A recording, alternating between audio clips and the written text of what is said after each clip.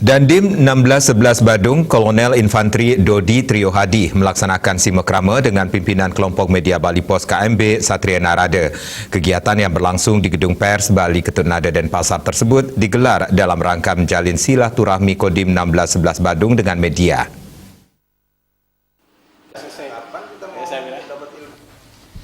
Kedatangan Dandim 1611 Badung Kolonel Infantri Dodi Trio Hadi dan rombongan disambut baik pimpinan KMB Satria Narada.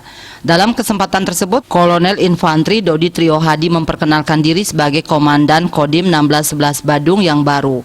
Dalam mengemban tanggung jawab di wilayah Kota Denpasar dan Kabupaten Badung, pihaknya dihadapkan dengan wilayah yang luas sehingga dibutuhkan kerjasama dari pemerintah daerah dan instansi terkait, serta masyarakat sekitar. Harapannya dapat membantu tugas-tugas agar di wilayah tersebut pada khususnya selalu aman dan kondusif.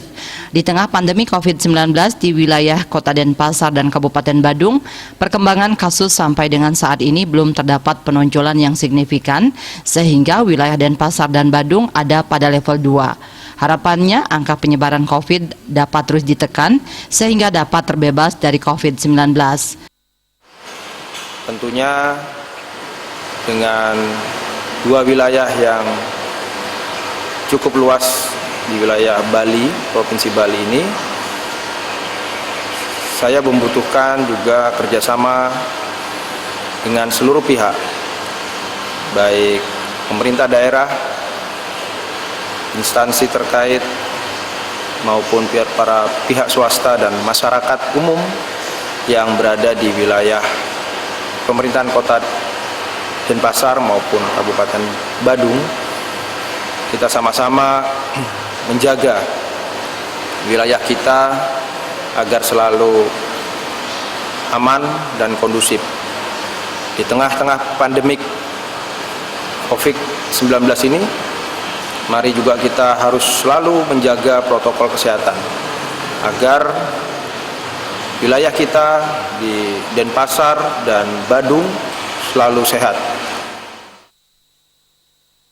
Kodim sebagai satuan teritorial memiliki tugas untuk membina potensi wilayah pertahanan dengan mengelola ruang, alat, dan kondisi juang di wilayah agar selalu siap setiap saat untuk dikerahkan dalam rangka menjaga kedaulatan NKRI.